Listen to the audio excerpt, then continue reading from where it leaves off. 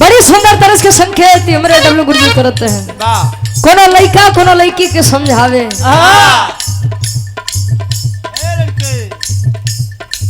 लड़का समझावे लड़की नहीं। खरू तू तहार दूजने के बाद लड़का समझावत बा रानी हो डीजल पीबू की पानी ये हमार रानी खाए जे दिन तक की जवानी बा चमड़ी टाइट बा तय दिन तक खेला खाना तो बुढ़ौती आ जाई माला नहीं हो गया तले तो राम राम करेंगे बा जैसे ही मान ला हमारे डब्लू गुरुजी समझावते हैं अपने मल समझावे कैसे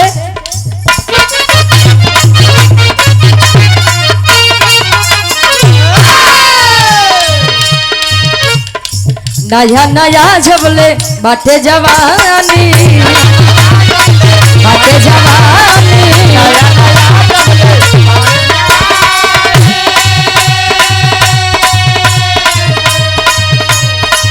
एक भर लूटा लहर जाए रानी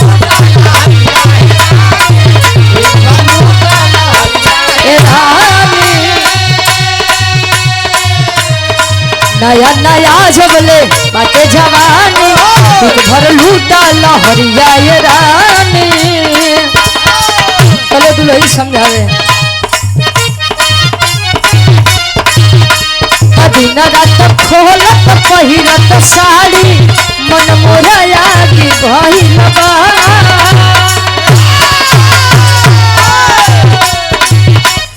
दिन रात खोलत पहिरत साड़ी मन मोरया की भइल बा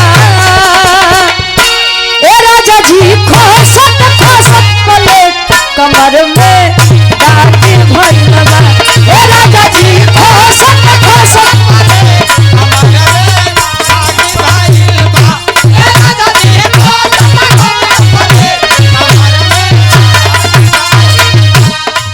लड़का कहे कैसे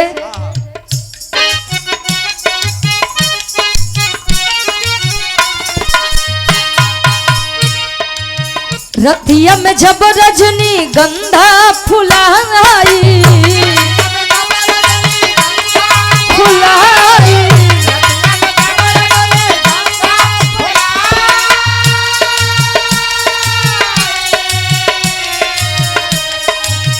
रतिया की जब रजनी गंधा फुलाई बसवरिया के पिछवा चांद आ गई बसवरिया के पिछवा चांद आ गई गोरी रे गोरी रे गोरी रे तोरी याद आ गई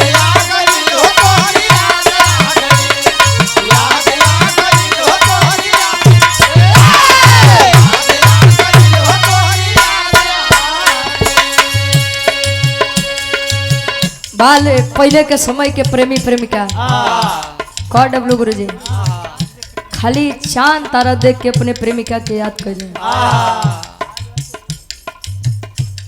तू ढेर जानकार बनत है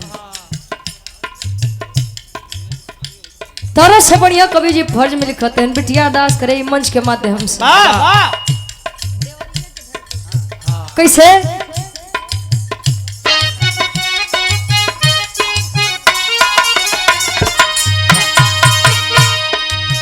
शारदे भवानी आज तोहके पुकारी पुकारी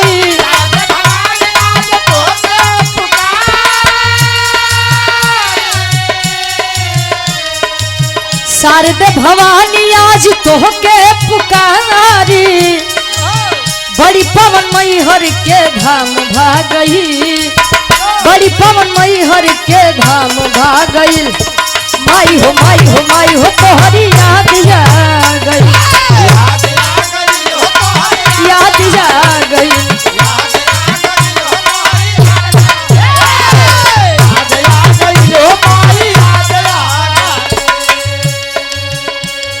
कहे शारदे भवानी आज तो के पुकारी बड़ी पवन मैहर के धाम भागई खैर माने माने के बाद बा कहो गुरुजी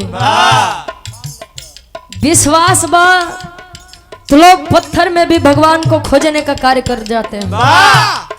अब विश्वास नहीं बता साक्षात ईश्वर भी दरवाजे पर आ जा, लेकिन फिर भी आदमी बेइज्जत करके हटा देते हैं, भगा देते हैं। इंसान के तो कदरे नहीं करत बा आजकल। जियते के कोनो कदर नहीं बा। अब मरे के बाद आदमी बड़ी पूछत बा भाई। हरिशंकर यादव भाई हमारे ये 20 रुपया बहुत बहुत धन्यवाद। इसी ग्राम से मजूरी खोर्द से बहुत बहुत धन्यवाद। बाहर ले लो। अरे तो एक दिन राम सिया से बोले,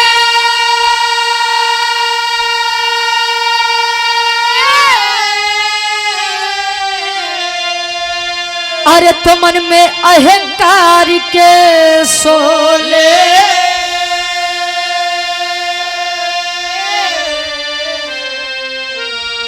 पूछो बाह हमारी कहन लगे मुस्कान।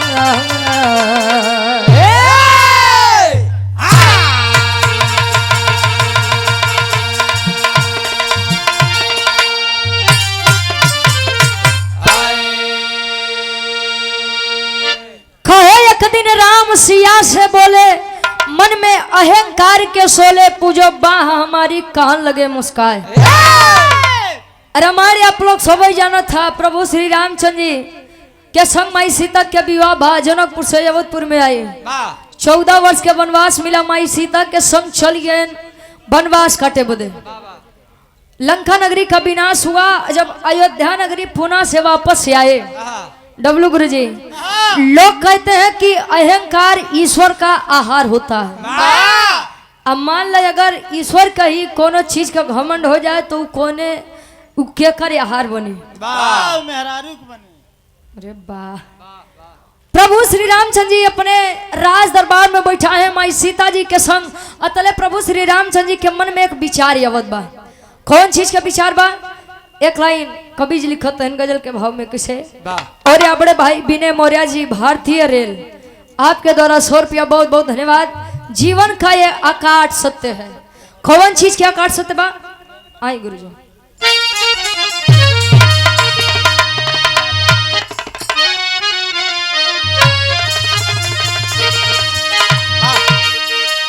अरे जिंदगी में क्या रहा, अरे जिंदगी में क्या रहा, अहे सास मर जाने के बाद,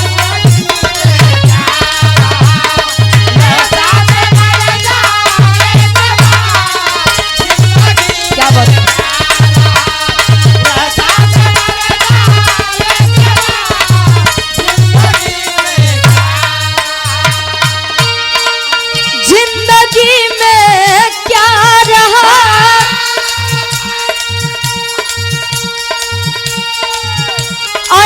सास मर जाने के बाद।